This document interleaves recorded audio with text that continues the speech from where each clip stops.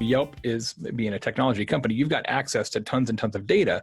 And so some of the content marketing that you're doing already takes advantage of your access to that data. You put together a fascinating report recently that talked about the importance of customer service. And I'm throwing up the air quotes now for those of you listening to the podcast, that customer service is super important in kind of how people leave reviews and when they leave reviews and what kind of reviews they leave. Can you talk a little bit about what you found when you dug into that data?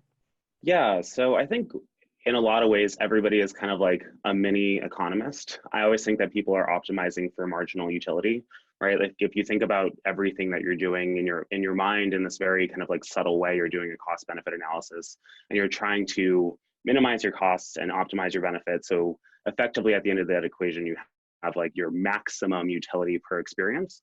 And what we found is like customer service is actually one of the biggest factors in driving that. So we found a couple of really interesting things. So in 2012, we initially did this study about the impact on customer service on reviews, and we found that a review mentioning good customer service was 5 times more likely to be 5-star versus 1-star. We refreshed that data, and we found that it's actually now 15 times more likely that a review mentioning good or great customer service is 5-star versus 1-star.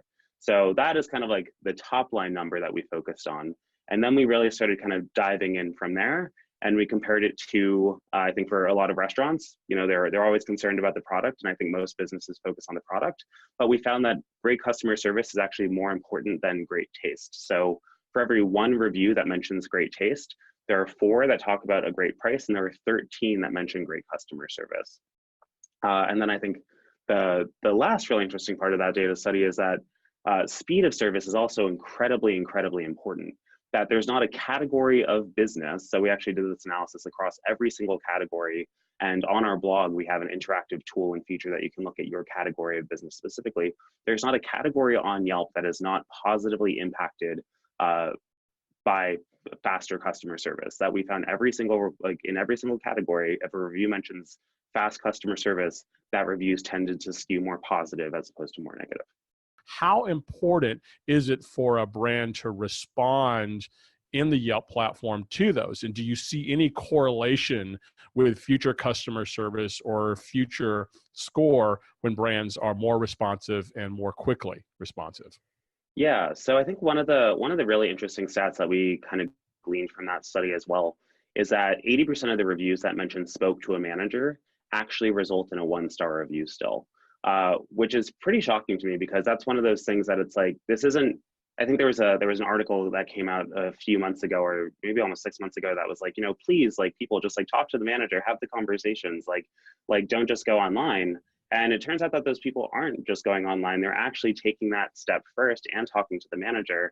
And there's a failure in customer service, right? Traditional customer service is not succeeding, which is a huge opportunity for businesses to figure out, like, you know, how can we possibly better serve our customers? And Jay, I think in Hug Your Haters, you mentioned this one stat that maybe you can help me out with, but it was like, you know, 80% of people think that they have great customer service, but when you survey their customers, I think only like 9 or 17% or something. 8%, yeah. Yeah, that's from Bain. Yeah, that 80% of businesses say that they deliver superior customer service, and 8% of customers agree, which just sort of shows the fundamental disconnect between how companies think they're doing in customer service and how customers think they're doing in customer service. And the thing about the managers doesn't surprise me, because my observation, and I don't have data on this, just anecdotal, is that if you experience poor customer service from a frontline team member, typically it's partially because the manager sucks too, right? So if you're like, hey, let me go see the manager,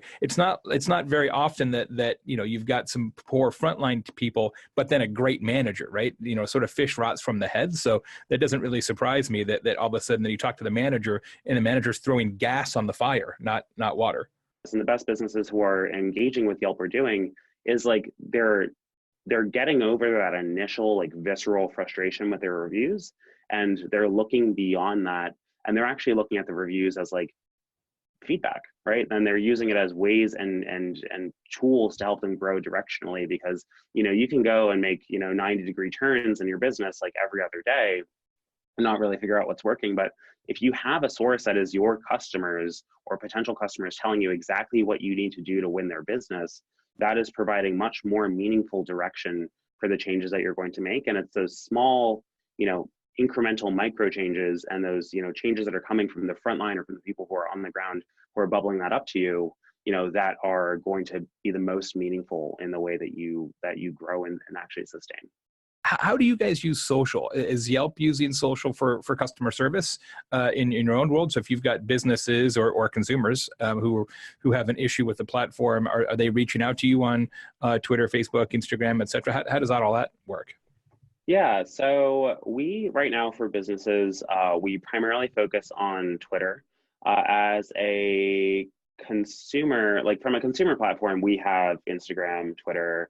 I think we also have Facebook pages for all of our local communities. So Yelp has kind of an interesting challenge in that, like, we're a national brand, but also we have these like really robust local communities throughout the country. So what the local business outreach team does is we have like people in certain markets kind of throughout the country who are kind of either managing a region or that city and doing events there and really cultivating the community.